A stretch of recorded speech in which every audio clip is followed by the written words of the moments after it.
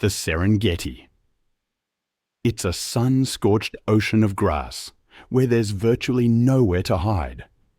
Even the cheetah, built for incredible speed, sometimes finds its hunts subdued by baboons. And the warthog, though smaller than a lion, defends itself with surprising tenacity. It's a chessboard of life and death, really. Today, I want to consider the silent clash between the cheetah and the warthog. On the Serengeti plains, during the dry season, most animals seek refuge from the searing heat. But hunger doesn't permit the cheetah such a privilege. It must hunt. I've read that a cheetah's eyesight is so sharp that it can spot potential prey from 5 kilometers away. Now, its target is a mere 50 meters away, a solitary warthog. The cheetah approaches silently, walking on its toes thanks to thick paw pads and a digitigrade stance. In just 3 seconds, I've learned, the cheetah can reach a speed of 96 kilometers per hour. Its flexible spine allows it to achieve stride lengths of up to 7 meters. The semi-retractable claws dig deep into the ground like spikes, providing absolute traction. But the warthog is no easy target.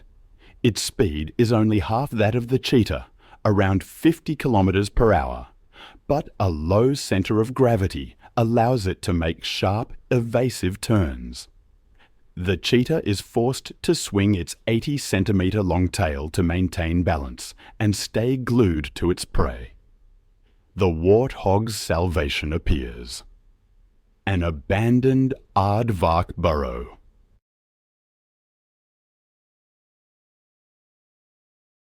Most predators would surrender the moment the warthog retreats into its burrow. But perhaps hunger has eclipsed the cheetah's instincts. It has won a high-stakes gamble. The greatest risk stems from the warthog's tusks, which can be 25 to 50 centimeters long. Warthogs strategically back into their burrows, using their tusks as a formidable defense. Any cheetah or lion foolish enough to stick a paw or snout into that darkness faces a penetrating gore. Many inexperienced predators have suffered torn noses or permanent blindness when attempting to breach this door of death. Here's something I found fascinating. The warthog's upper tusks curve upwards, acting as whetstones for the lower set.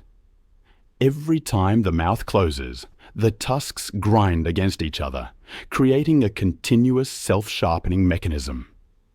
In the worst-case scenario, when no burrow for shelter, the warthog chooses the most violent solution: counterattack.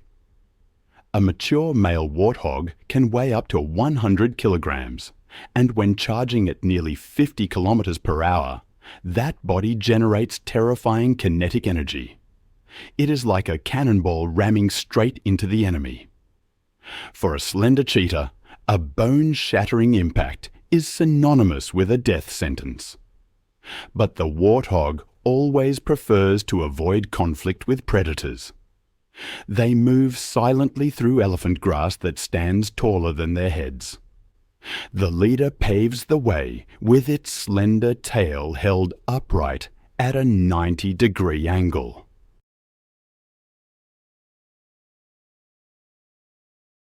The tuft of hair at the tip acts as a visual beacon for the others to follow. In this dense sea of grass, this signal helps the family maintain formation and prevents any member from getting separated. This discipline is a matter of survival. The Serengeti spans over 30,000 square kilometers and shoulders the largest animal biomass on the planet. 4,000 lions and approximately 1,000 leopards continuously patrol to maintain order every single day. Within that intricate food web, warthogs are biological plows.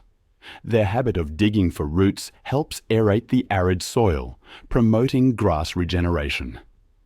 Conversely, the cheetah keeps prey populations in check, culling weak and diseased genes from the herd.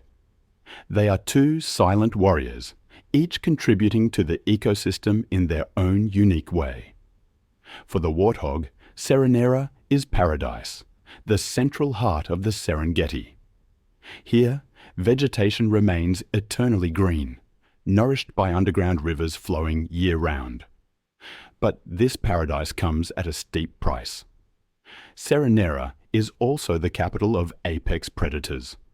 It is the domain of the most powerful lion prides in Africa. The lion's hunt for a warthog is a test of endurance. In theory, the lion is faster than the warthog. The king of the savannah can execute bursts of speed, reaching 80 kilometers per hour. But their hearts are too small relative to their body size, and their dense muscle mass generates immense heat.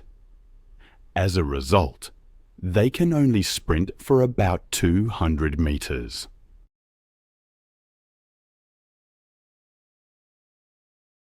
The warthog is not naturally a long-distance athlete of the Serengeti.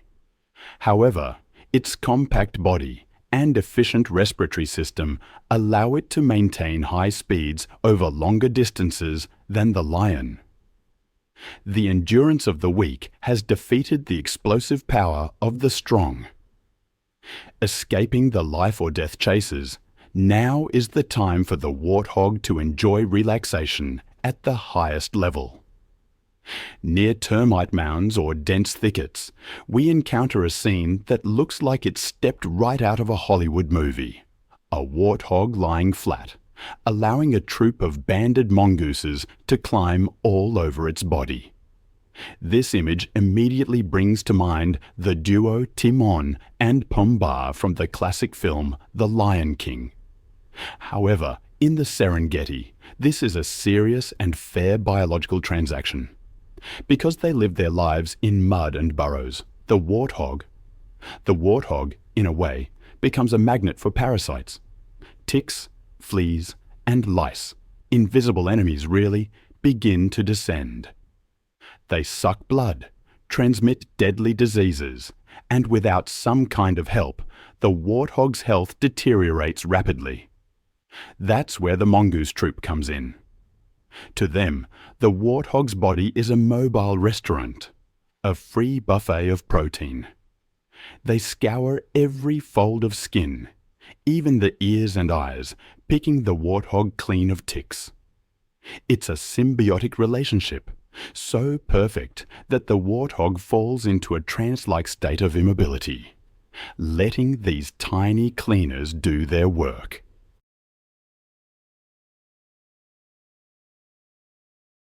But as those moments of relaxation fade, the brutal reality of survival returns in an instant. Not far away, in the bush, the Serengeti's most silent predator lies in wait, the leopard. The warthog can't see the danger lurking just meters away.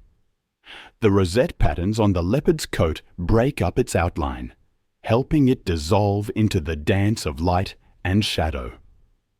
Its eyes, 7 times sharper than a human's, are locked tight onto the victim's jugular vein. And when the gap closes to less than 5 meters, violence erupts. Unlike the cheetah, the leopard's body is a mass of fast twitch muscle. They prioritize lightning-fast strikes to finish prey, rather than engaging in long-distance chases. The hunt has ended, but the leopard's meal cannot yet begin. Like the cheetah, the leopard does not fear the warthog's earthen burrows. To them, these represent meals that require no energy to chase down.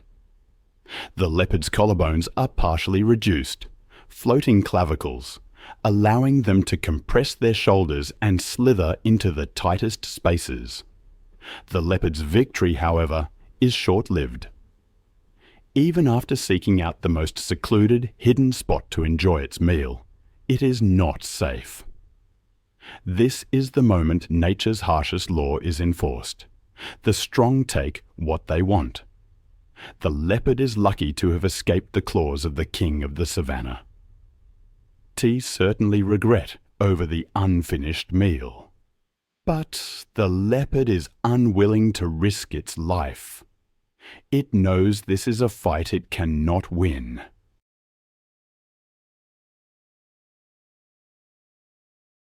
A mature male leopard weighs only about 60 to 80 kilon.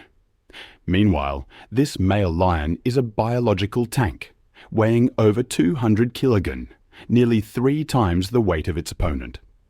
The lion's bite force, 650 pounds per square inch, can crush a rival's skull. The leopard is an agile and dexterous assassin, but in the game of brute strength, the lion dominates completely.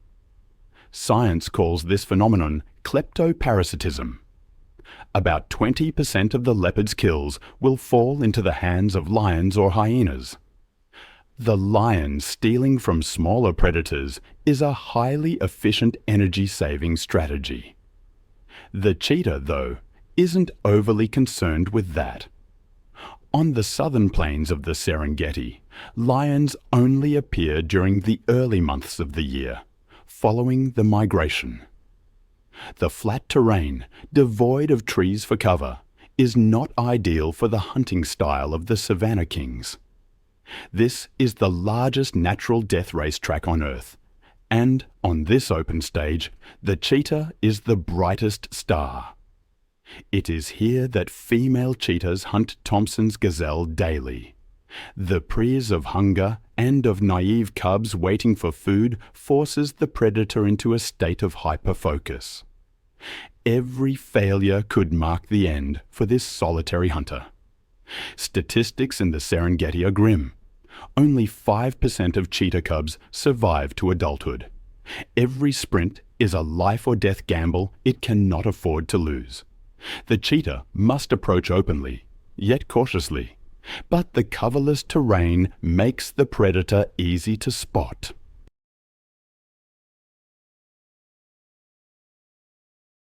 The hunt explodes the moment the gazelle detects danger and bolts. A formidable quarry. Today is a lucky day. The predator and her cubs will no longer be tormented by hunger. But the cheetah cannot return to her cubs just yet. Her body temperature continues to rise. Even 20 minutes after the hunt has concluded, she is forced to rest.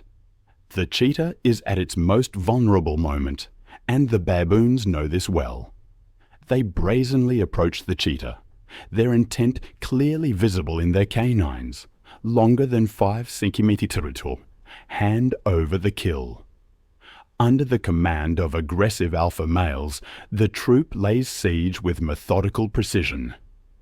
The pounding on the ground, the savage screams, and the glares of ravenous hunger form a brutal psychological assault, designed to break the cheetah's will. The cheetah is utterly helpless against the ferocity of the baboon troop. The tragedy of evolutionary trade-offs becomes clearer than ever following that incredibly tense siege. To become the fastest creature on the planet, the cheetah had to sign a harsh contract with nature, sacrifice strength in exchange for speed. Its skeletal frame is slender and light as glass. To optimize aerodynamics, its claws are blunt, like track spikes to grip the ground. It possesses no weapons for close quarters combat, and its body is fragile, more vulnerable than ever. The cheetah is entirely alone and forced to calculate for the future.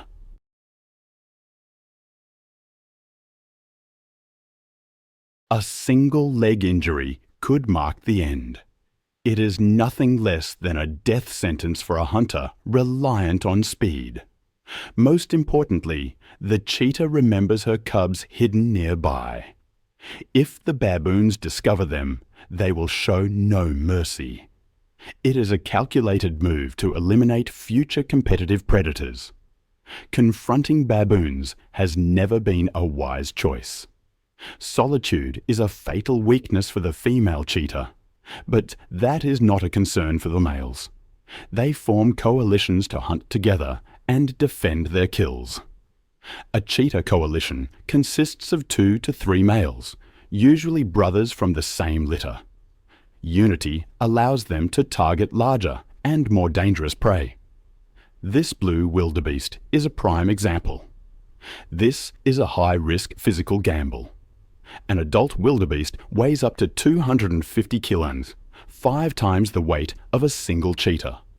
It is a leather-armored tank with curved horns and razor-sharp hooves, capable of crushing the skull of any attacker. The Serengeti. It's not just the kingdom of the lion, nor the racetrack of the cheetah. It's something far more complex. A brutal hierarchy. A crowded space where every ecological niche is claimed by a specialized lineage of assassins. These are the apex predators, the architects of population control, keeping the gears of the ecosystem turning smoothly for millions of years.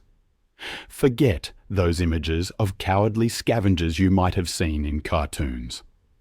In the Serengeti, the spotted hyena is a true hunting machine, defined by its terrifying jaws.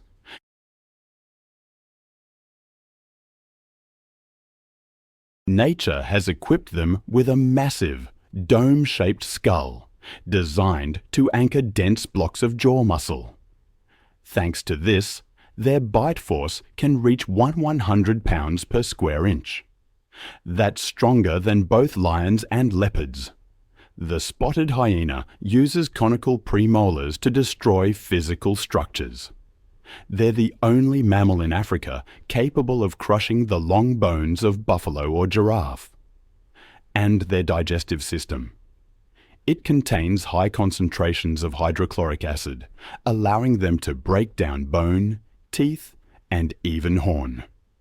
A hyena's meal often ends with absolutely nothing left behind.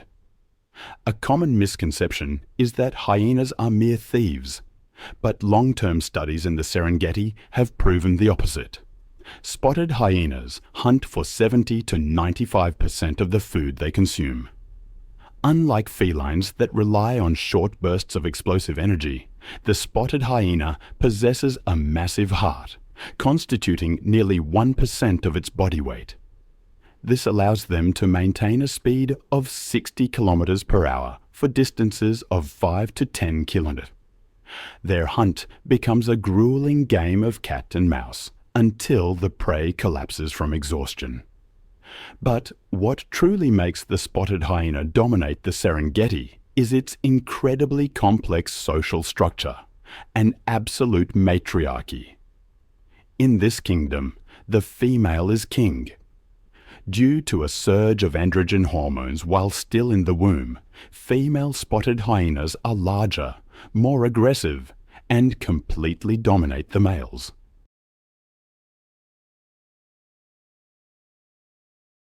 Even the lowest-ranking female holds higher authority than the highest-ranking male. Their society operates on complex political alliances, demanding social intelligence on par with primates. Neuroscientists have discovered that the hyena's frontal cortex, the area responsible for reasoning and problem-solving, is highly developed. They know how to coordinate attacks, recognize individuals by their calls, and hold grudges across generations. And when darkness falls, a manic laughter rings out. This isn't a laugh of joy. That signature sound is an information coding system. The pitch and frequency of the laugh reveal the individual's age, social status, and psychological state. Usually, that giggling is a sign of extreme stress or the manic excitement of fighting over food. These peak emotions often stem from the eternal war with lions. This is the deepest feud on the savannah, driven not just by food, but by the overlapping of ecological niches. Lions kill hyenas simply to eliminate the competition. Conversely, the spotted hyena is the only species that dares to mob the king of the grasslands if they possess a numerical advantage of 4 to 1. A clan of hyenas is ready to rush in to steal a kill or even kill lionesses and cubs. The war between the spotted queen and the man-king is a bloody scale of power. It keeps the Serengeti in a state of dramatic equilibrium. Lurking on the periphery of that war for the throne is the silent figure of the African wild dog.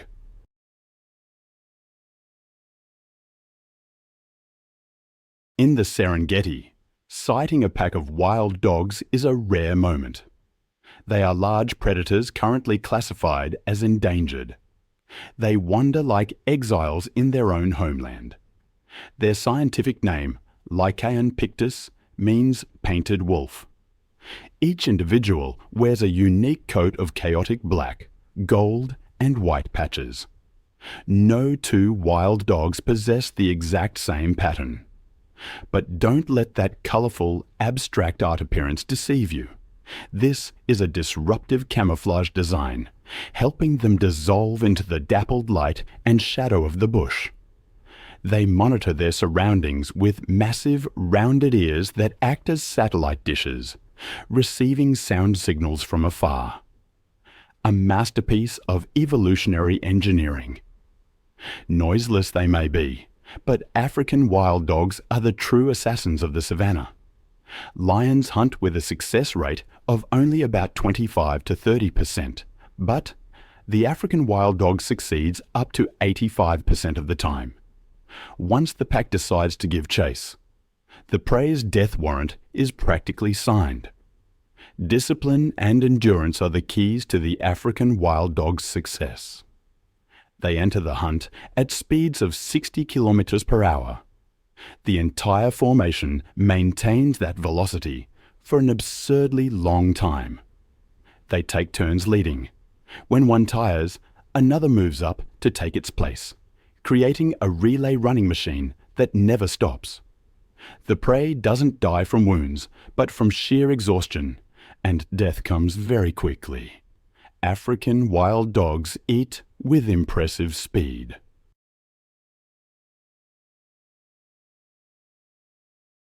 They take only a few minutes to consume their prey, ensuring they finish before lions can arrive to steal it. However, the brutality shown during the hunt stands in stark contrast to the incredible tenderness of their social life. Within the pack, altruism is the supreme law. After a successful hunt, the adults will bring food back to the den, where the pups, the elderly, or the injured are waiting. No fighting over food. Pups are always given priority to eat first. Even a dog with a broken leg, unable to hunt, will be fed and nurtured by the pack. The tragedy of the African wild dog, it stems from their nomadic life. Because they're not very big, they can't defend a fixed territory against lions or hyenas.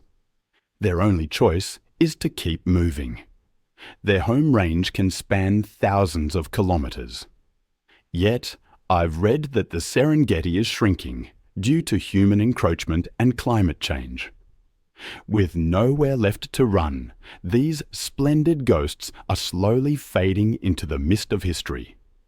It feels like an unfillable void is gradually appearing in the wild portrait of Africa. But in that vast tapestry, if you look closely into the tall grass, you'll find another tiny assassin, the serval. A small cat mounted on the legs of an antelope, looking like a slightly faulty product of creation. But it's actually a biological design optimized for hunting invisible prey. The serval has the longest legs relative to body size of any cat. I always found this fascinating.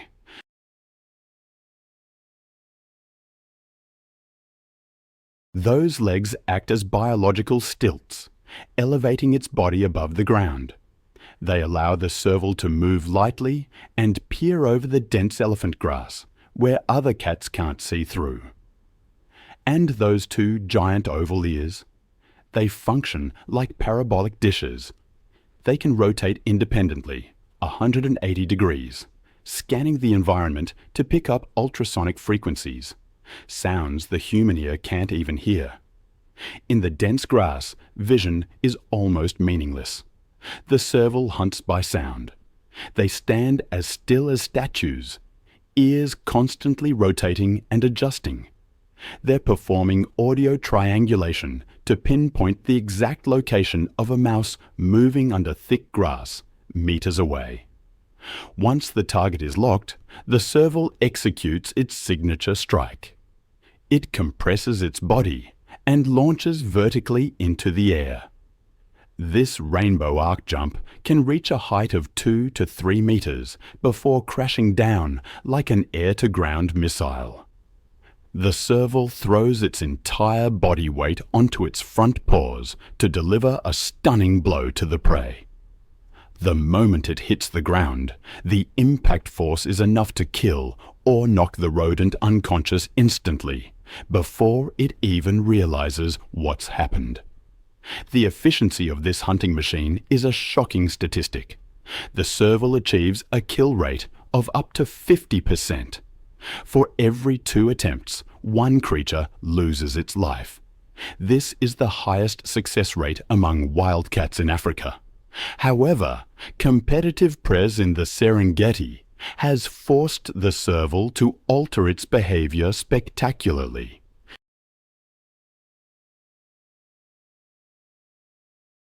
By instinct, cats are nocturnal. But here, the night belongs to brutal prides of lions and clans of hyenas.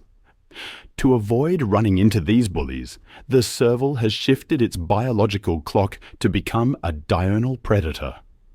They hunt while the lions sleep, exploiting a time slot to monopolize the food source.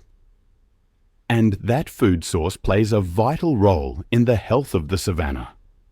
Each serval consumes thousands of mice and rodents every year. Without this pest control squad, the rodent population would explode, devastating grassroots and seeds.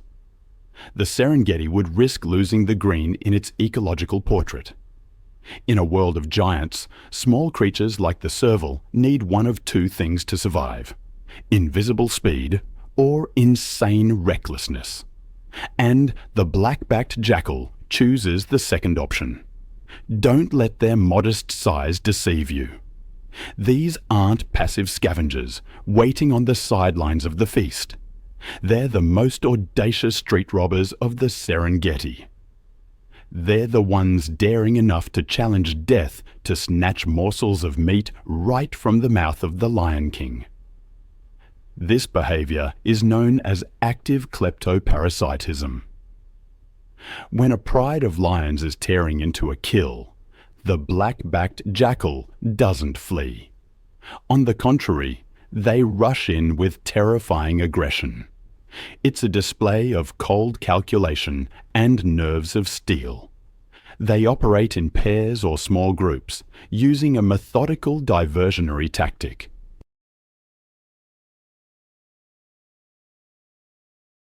One will run around barking loudly and even nipping at the lion's tail or hind legs to draw attention. When the lion turns to growl in fury, the second jackal flashes in like lightning, grabs a chunk of meat, and vanishes into the bush. It's a dance with death that the black-backed jackal has memorized every step of.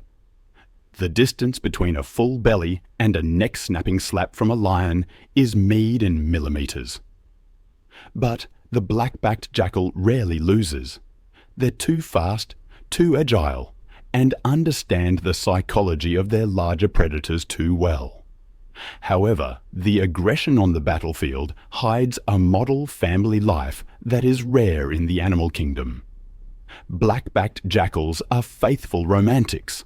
They practice lifelong monogamy. A couple will defend territory together, hunt together, and grow old together. But the true miracle lies in how they raise their young.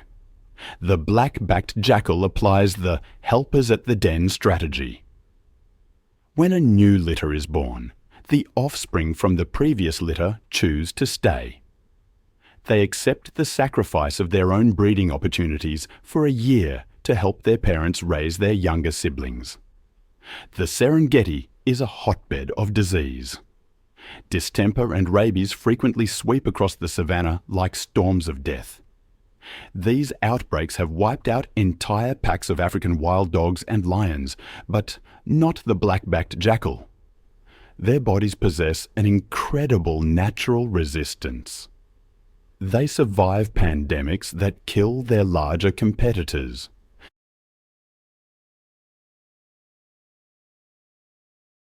They are the ultimate survivors, tenacious creatures. The Nile crocodile.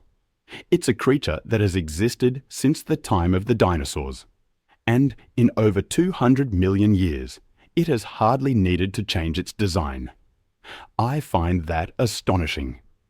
If the Serengeti is a battlefield, then the Grumeti and Mara rivers are deadly gauntlets.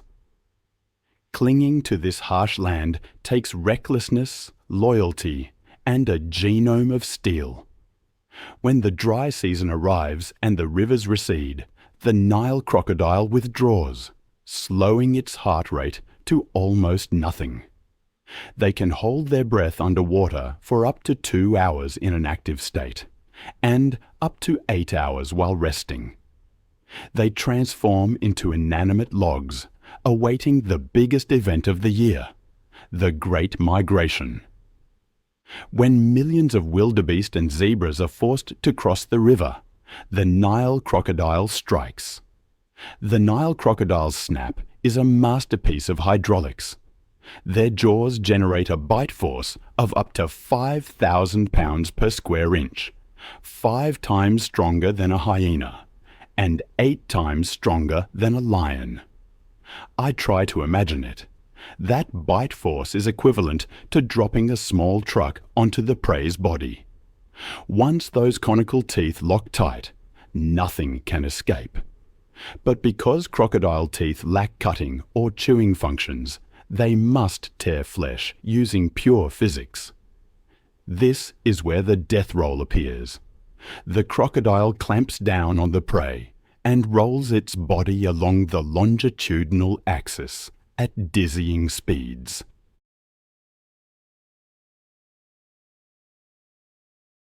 This terrifying torque allows them to easily dismember the prey. It is a horrifying spectacle, but the only effective feeding method for them. After swallowing massive chunks of meat, the Nile crocodile activates another secret weapon, a superacid digestive system. Their stomachs secrete acid with a record-low pH, strong enough to dissolve not just meat, but bone, horn, hooves, and even steel. This mechanism allows them to absorb 100% of nutrients from the prey, helping them survive for months without food. However, the life of this cold-blooded creature depends entirely on the sun. On scorching Serengeti afternoons, you'll see these monsters lying on the riverbank with mouths gaping wide. This behavior is called gaping.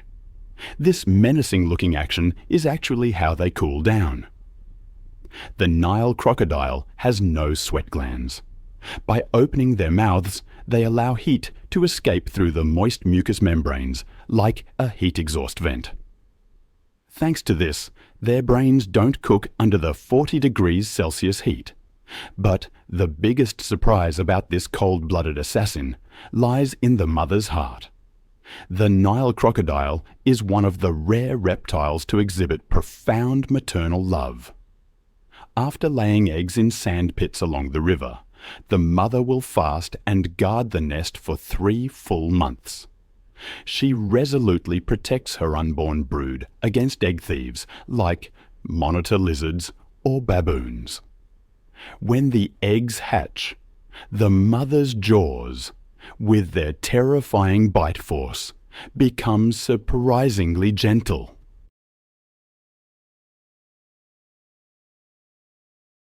She uses those very jaws to gently scoop up each tiny hatchling and release them safely into the water. The tenderness of this monster is a beautiful paradox. It is a reminder that in the wild, brutality and love always walk side by side to sustain life. The ecological tapestry of the Serengeti is not woven by predators alone. The landscape continuously reshaped by the impact of giant grazing machines. We call them the architects. Without them, the Serengeti ecosystem we know today would collapse, vanishing beneath impenetrable thorny thickets. The African bush elephant is one of them. They survive in the Serengeti without the need for fangs or claws. Standing 4 meters tall and weighing up to 6 tons, they are massive, living walls. Even the fiercest predators must tread carefully before such a colossal stature. The African bush elephant holds a critical role in the Serengeti ecosystem. Scientists call them a keystone species. If elephants were removed, the Serengeti would collapse. The reason is that they are brilliant landscape architects. To maintain that massive muscle mass, an adult elephant must consume up to 300 kilograms of vegetation daily. In the process of eating, they act as heavy demolition machines. They topple trees, snap large branches, and trample thickets. By preventing vegetation from growing too dense, the African bush elephant stops the savanna from turning into a closed forest. They tear open spaces, allowing sunlight to reach the ground so grass can grow.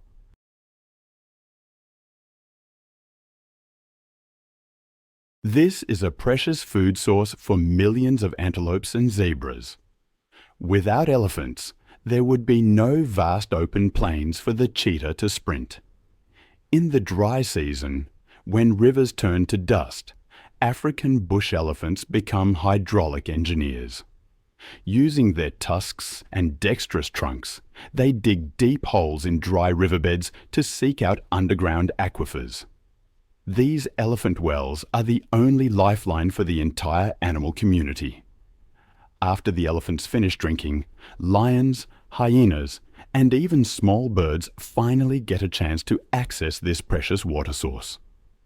Anatomically, the African bush elephant possesses 2 unique evolutionary tools, the tusks and the flexible trunk. Tusks are actually elongated incisors that grow continuously throughout life. They are crowbars for digging roots, weapons for combat, and tools for stripping baobab bark. Meanwhile, the trunk is a marvel of biological engineering. With not a single bone, the trunk is composed of over 40,000 separate muscle fascicles. It is strong enough to lift a 300-kilogram tree trunk.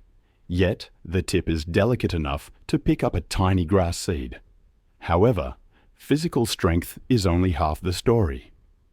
The African bush elephant rules the Serengeti through wisdom and connection. Elephant society is a strict matriarchy. The herd is led by the oldest female, the matriarch. She is not the strongest, but she is the living library of the herd.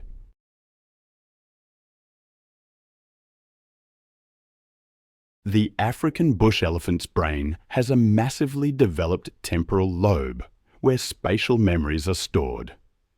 The matriarch remembers the exact I find myself constantly drawn to the intricate ways animals communicate, the secrets hidden in their interactions.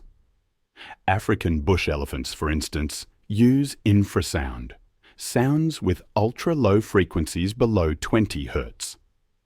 These sound waves can travel for dozens of kilometers, penetrating forests and hilly terrain. It's like they're operating an underground internet network. What's even more remarkable is that they seem to hear with their feet. The fatty pads beneath their feet contain extremely sensitive Pacinian corpuscles, allowing them to feel seismic vibrations from the ground. A herd can detect the footsteps of another herd, or warn of danger from 10 kilometers away. It is a language we cannot even begin to comprehend. Beyond their complex communication, the African bush elephant possesses an emotional life as complex as our own. They know grief. When passing the bones of a deceased relative, the whole herd will stop. They gently touch the skull and tusks with their trunks, silent and solemn. Amidst the wild and harsh Serengeti, the elephant is the embodiment of memory, wisdom, and, perhaps, the very soul of the Dark Continent. Then there's Retinapool in the heart of Seronera. From a distance, it appears to be a pile of giant grey boulders resting silently in the muddy river.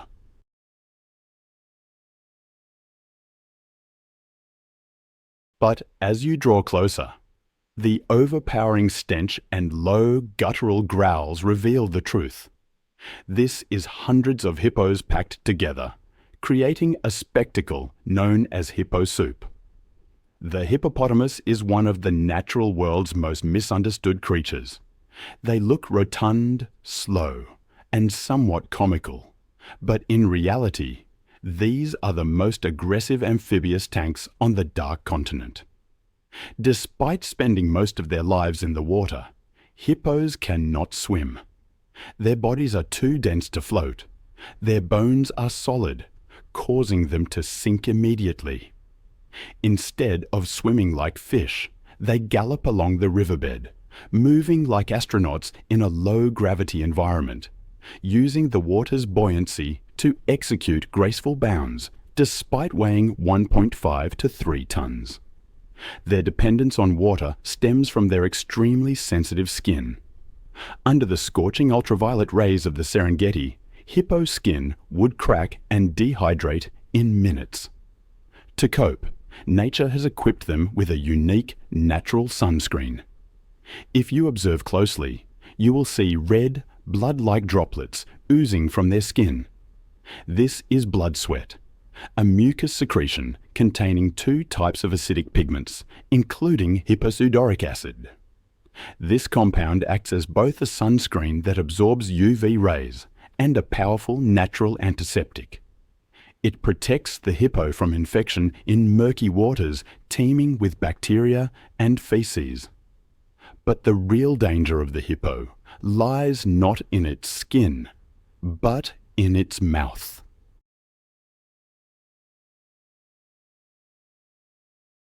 At Retinapool, you often see hippos opening their mouths as wide as possible, the threat yawn. A hippo can open its jaws to 150 degrees, displaying a lethal arsenal. Lower canines up to 50 centimeters long, sharp as razors, and hard as ivory. This is the final warning. If ignored, the hippo will attack with a bite force nearing 2,000 pounds per square inch. They can snap a crocodile in 2 or crush a small boat. They are, without a doubt, the deadliest large mammal in Africa. The hippo of the day and the hippo of the night seem to be 2 different creatures. By day, they are social beings, gathering in the water to cool off and conserve energy. But when the sun sets, the hippo leaves the water, becoming a solitary and sullen creature.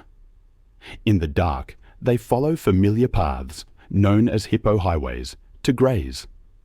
A single hippo can walk 10 kilometers and consume 40 kilos of grass every night. Their role as ecological engineers lies in nutrient transport. They graze on land and defecate in the water. Tons of this organic matter nourish the aquatic ecosystem, feeding fish and insects, thereby sustaining the life of the entire river. And finally, their relationship with their neighbor, the Nile crocodile, is a tense peace treaty. You often see crocodiles sunbathing right on the backs of hippos. That is respect rooted in fear. The crocodile knows its limits.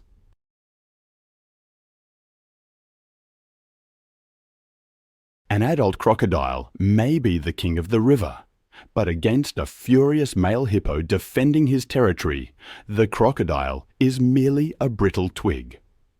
In these waters, size and madness are the law, and the hippo is the supreme judge. If the Serengeti is a colossal living organism, then the wildebeest is the hot blood flowing ceaselessly through its veins. They are the heartbeat that shapes the rhythm of the entire ecosystem. With an overwhelming population of up to 1.5 million individuals, wildebeest constitute the largest animal biomass on the savanna. Viewed from above, their migrating army looks like a river of black ink surging through a sea of golden grass, an unstoppable force of nature. Their first and most crucial role is that of biological lawnmowers. Wildebeest possess broad muzzles, specially designed to graze on the short, nutritious young grass close to the ground. Every day, this army consumes over 4,000 tons of grass. This large-scale grazing stimulates the grass to grow back faster and stronger. Simultaneously, they deposit about 500 tons of dung daily, a massive amount of fertilizer that helps regenerate nutrients for the arid soil. Without the wildebeest, the Serengeti grasslands would become overgrown, dry out, and become prone to fires, shattering the food chain at its roots. But the true miracle of this odd-looking creature lies in its swarm intelligence. The wildebeest has no leader. No alpha gives the orders. Instead, they operate as a superorganism.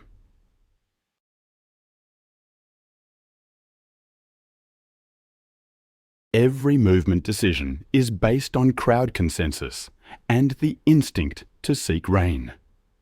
They are capable of smelling moisture and phosphorus in young grass from 50 kilometers away. When one starts running toward the rain, millions follow. This chaotic movement is, in reality, a perfect survival algorithm. In a crowd of millions, the probability of an individual being eaten by a lion drops to the absolute minimum. I've always found it miraculous how life finds a way. A strategy for survival etched into the very fabric of existence. Take the wildebeest, for example. Every February, on those mineral-rich volcanic plains, something akin to a mathematical miracle unfolds. Within 3 weeks, almost 500,000 calves are born.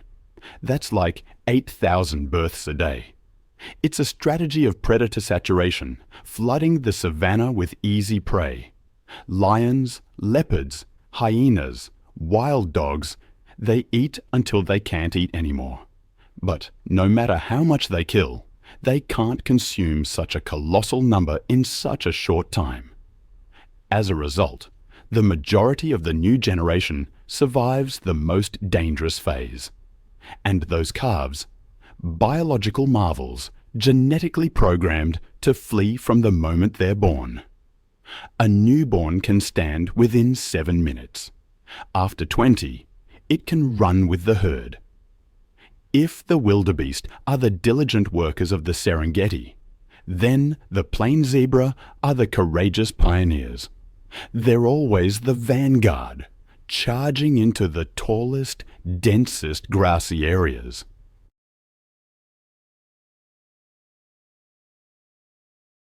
This Pathfinder role, I discovered, stems from the zebra's unique digestive system.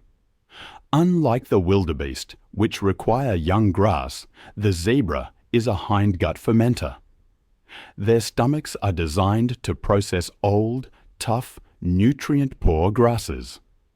They eat the rough straw-like tops, clearing the surface layer to reveal the tender green shoots beneath.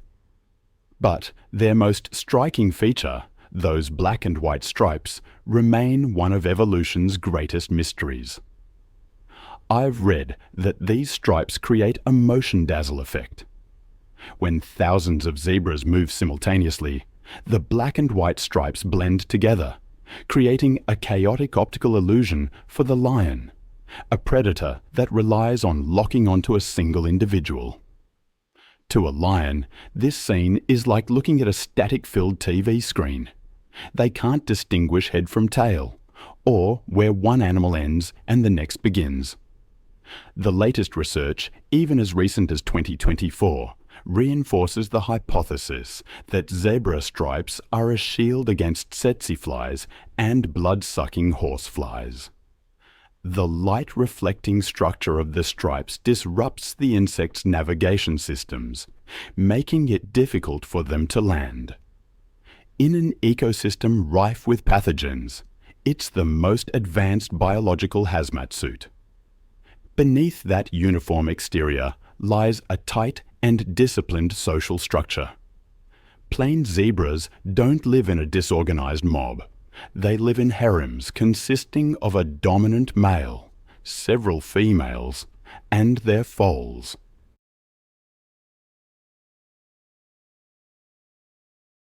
When pursued by lions, the male often runs at the rear or breaks away to distract the enemy so his family can escape. And his weapon? The legendary rear kick. A zebra's kick can generate an impact force of nearly 3,000 pounds per square inch. It's strong enough to shatter a lion's jaw or break a hyena's ribs. Their vigilance is evident even in sleep.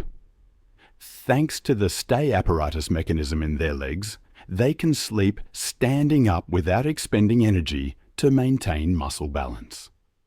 This posture allows them to switch from sleep to a full sprint in a split second if an alarm sounds. And to optimize defense, the plain zebra has established a strategic alliance with the ostrich. It's a perfect fusion of senses. The zebra has extremely sensitive smell and hearing, but limited low-level vision. Conversely, the ostrich has large, keen eyes and a height advantage, acting as a mobile observation tower, but a poor sense of smell. When together, they form a comprehensive early warning radar system. If the ostrich starts running, the zebra follows without asking questions. If the zebra stops to sniff the wind and looks anxious, the ostrich immediately goes on high alert. This interspecies cooperation makes them the toughest targets for any predator seeking the element of surprise. Then there are the moru-kopjes. In this area, where ancient granite boulders rise like fortresses amidst a sea of grass, hides a living relic from the prehistoric era, the black rhinoceros.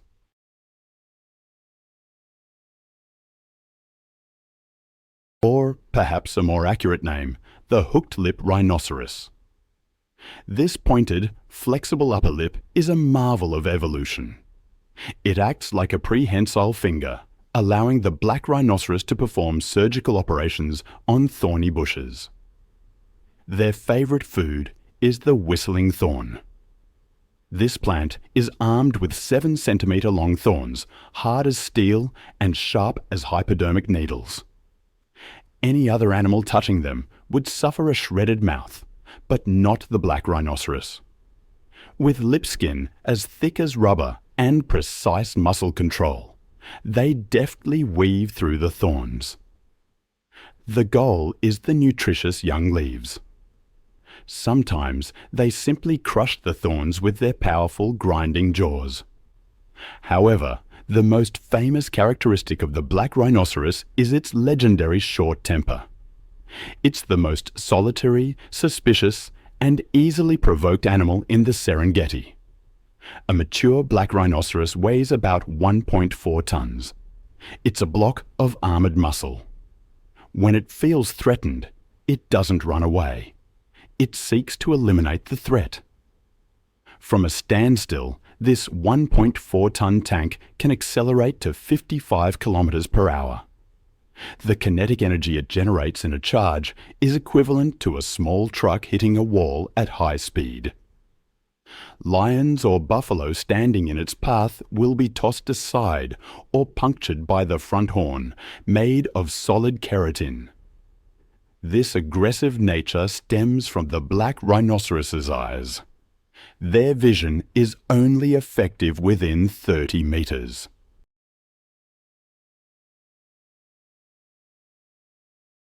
To them, the visual world is a collection of blurry, threatening shapes. They can't clearly distinguish whether the shadow ahead is a tree, a lion, or a vehicle. Therefore, they often launch a preemptive strike.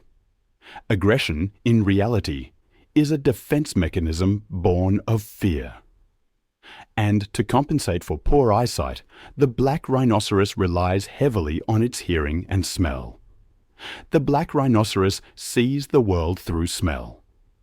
That one simple fact has stayed with me since I first encountered it in my research. They aren't just navigating by scent. They're constructing a complex olfactory map. They mark territory with dung middens and urine, creating a detailed record of borders, rivals, and potential mates. In the Serengeti, the Moru-Kopjes serve as the last real stronghold for these creatures, the rugged terrain offering cover and precious water that helps them avoid poachers. The black rhinoceros is a symbol of ancient tenacity, a powerful fighting machine, reminding us that this land has no room for weakness. But if you want to talk about pure rage in the Serengeti, you have to consider the African buffalo. Professional hunters call them the Black Death or the Widowmaker, and for good reason. Their defining weapon is a massive set of horns, curved like two hooks. But the most terrifying feature is at the base of those horns, the boss.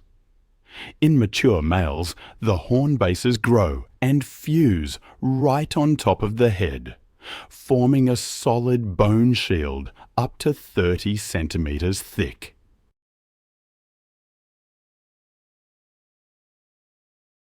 This natural helmet is so hard, it can deflect a close-range rifle bullet or a full-force slap from a lion without so much as a scratch.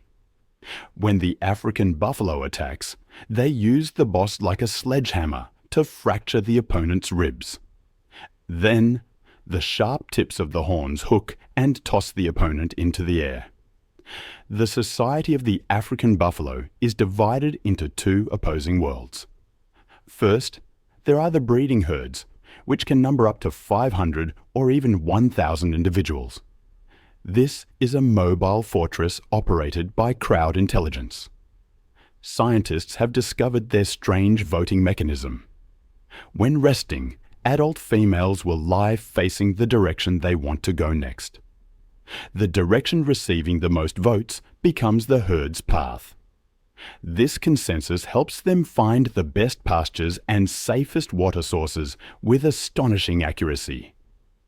Then there are the outcasts, the dagger boys. These are old males, past their prime, defeated and expelled from the herd by younger males. No longer protected by the herd, they cluster in small groups of 3 to 4, wallowing in mud to cool off and treat parasites. But don't underestimate them. Dagger boys are the most dangerous individuals. They are ready to launch a preemptive strike against anything invading their personal space, be it a lion or a human. The African buffalo's ferocity is clearest in their mobbing tactic. They are the only herbivores in Africa that actively hunt down predators.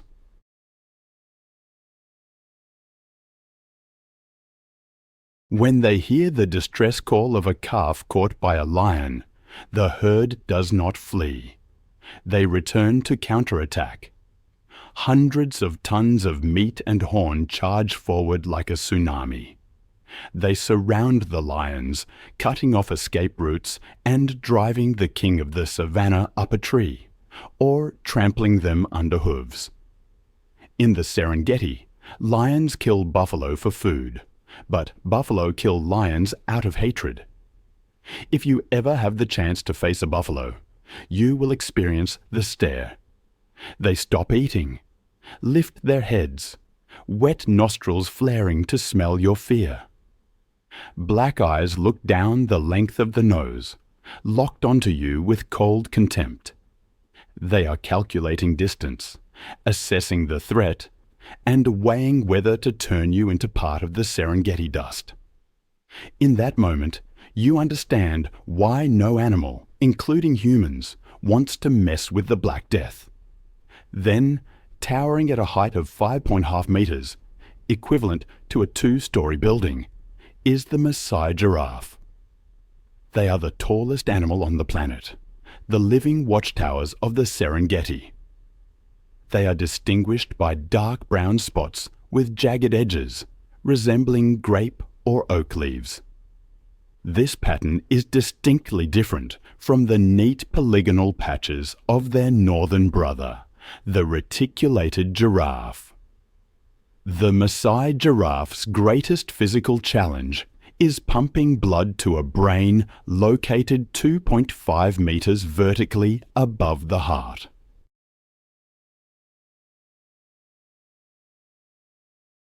To achieve this, their heart is a supercharged engine, weighing up to 11 kilograms, with ventricular walls 8 centimeters thick. It must generate blood press 2.5 times higher than that of a human. However, when the Maasai giraffe lowers its head to drink, gravity-driven blood press rushing to the brain is strong enough to burst blood vessels. To prevent this, their neck vein system contains a complex network of one-way valves and a structure called the rete mirabile. It acts as a shock absorber, controlling the flow and preventing death by brain hemorrhage. Every time they bend down to quench their thirst, Maasai giraffes are, in a way, arboreal surgeons. Their favorite food is the leaves of the acacia tree, a species protected by long, sharp thorns. The giraffe's harvesting tool is a tongue reaching up to 50 centimeters in length. This muscular tongue is as flexible as a finger and covered in a thick, glue-like saliva that coats the sharp thorns, helping them swallow without tearing their esophagus. Notably, this tongue is purple-black or blue-black. The Maasai giraffe spends 12 hours a day sticking its tongue out to eat under the scorching equatorial sun. Therefore, this dense concentration of melanin acts as a biological sunscreen, preventing UV rays from burning the soft tissue. However, the life of a Maasai giraffe is not as peaceful as it looks. Males often engage in brutal battles called necking.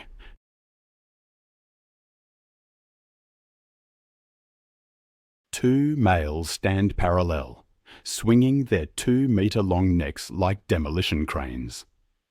The head, armed with rock-hard ossicones, is swung like a wrecking ball to strike the opponent's ribs. The force of these blows can fracture ribs, shatter jaws, or knock the opponent unconscious on the spot. The winner gains mating rights. The loser leaves with injuries that may lead to death later. And even the birth of a Maasai giraffe begins with a traumatic shock. The mother gives birth in a standing position. This means the calf's very first moment in the... Imagine a free fall from 2 meters onto hard ground. That's the start of life for a giraffe calf in the Serengeti. It looks cruel, I know, but that initial impact is necessary to tear the amniotic sac, sever the umbilical cord, and shock those lungs into taking their first vital breath. The calf needs to be on its feet and running within 30 minutes. Otherwise, it becomes a meal for the lions or hyenas that are always lurking nearby. Out on those plains, the Maasai giraffe serves as an early warning system. With their golf ball-sized eyes and 360-degree vision from their superior vantage point, they see everything. When zebras or antelopes see a giraffe running, they don't ask questions. They simply follow. Trust in this living watchtower is a fundamental rule of survival there. From the scattered rocky outcrops around the Mopane woodlands, a sound rings out, loud and decisive, breaking the silence of the early morning.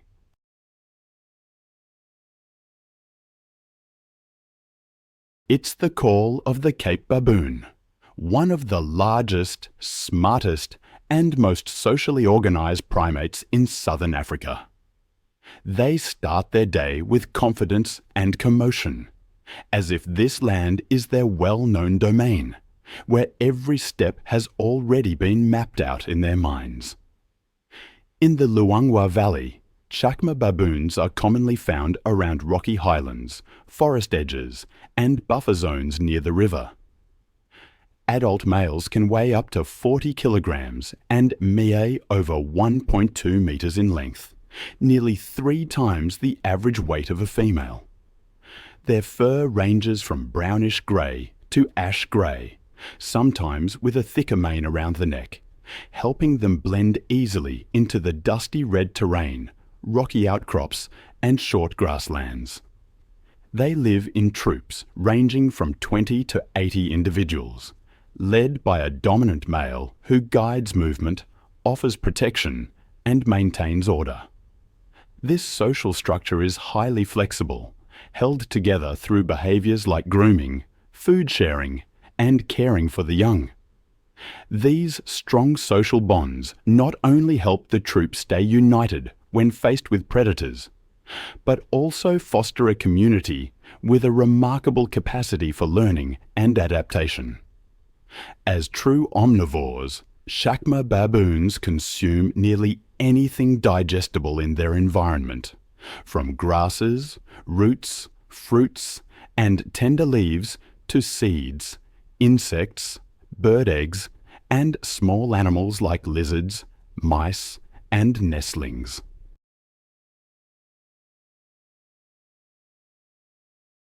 Their flexibility in food choices is one of the key factors that allows them to thrive across a wide range of habitats, from open woodlands to semi-deserts, and even mountainous regions.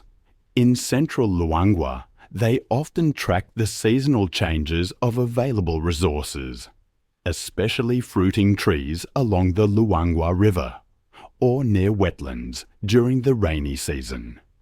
When the dry season arrives, baboon troops retreat to higher ground areas with clear vantage points and rugged terrain that help them steer clear of predators like leopards.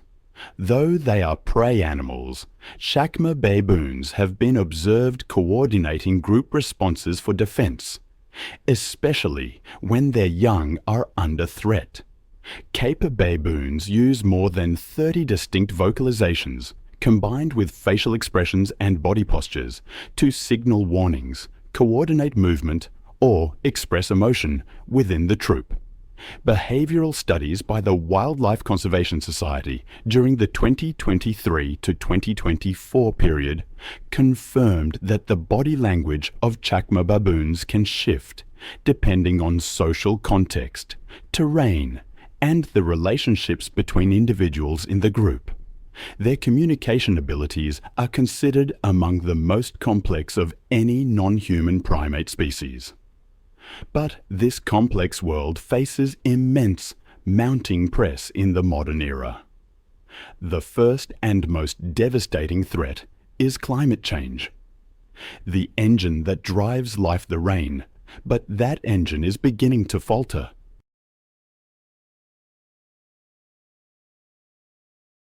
Meteorological data from 2020 to the present reveals that rainfall cycles are becoming chaotic and unpredictable. Droughts are lasting longer and becoming more intense. The Mara River is witnessing water levels drop to historic lows due to upstream deforestation and excessive evaporation. If the Mara River runs dry, the Great Migration will collapse. Millions of antelopes will die of thirst before reaching the green pastures, triggering the demise of the predators that depend on them. The second threat comes from human prey. Populations in the buffer zones surrounding the Serengeti have quadrupled in just a few decades. The encroachment of agriculture and livestock grazing is choking off ancient migration corridors. Human-wildlife conflict is reaching a boiling point, and in the shadows, another silent war is being waged: snare poaching. With no noisy gunfire, poachers use thousands of wire snares fashioned from motorcycle brake cables.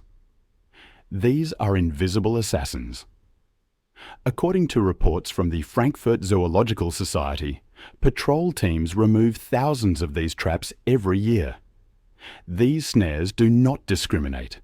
From antelope and zebra to lions, leopards, and elephants, all can become victims, suffering a slow, agonizing death. The Serengeti is no longer an isolated island of creation. It is buckling under the weight of human development. However, the hope to save the Serengeti remains unbroken. The battle to protect the Serengeti has entered a high-tech era.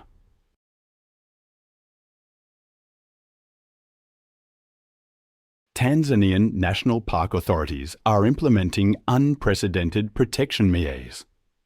Drones and surveillance camera systems are deployed to root out poaching camps deep within the bush. GPS tracking collars are fitted onto large animals like elephants, lions, and black rhinos. These allow scientists to monitor population movements in real time and intervene immediately if an animal enters a danger zone. The de-snaring program is delivering tangible results. Thanks to international cooperation, specialized anti-snaring teams successfully rescue hundreds of animals each year, returning them to the wild. More importantly, conservation strategy is shifting towards the community. Ecotourism is becoming... I find myself thinking about the Serengeti as the final living testament to the earth in its primeval state.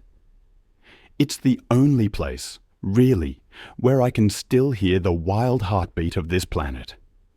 It thunders through the hooves of millions of migrating creatures. Protecting the Serengeti isn't just about saving a park in Africa. It's about preserving something essential: the memory of humanity itself. When a living lion brings economic value 100 times greater than the skin of a dead one, true conservation becomes sustainable. It's incredible to consider that these animals can become a primary source of income for local people, transforming them from potential poachers into the most ardent guardians of the land.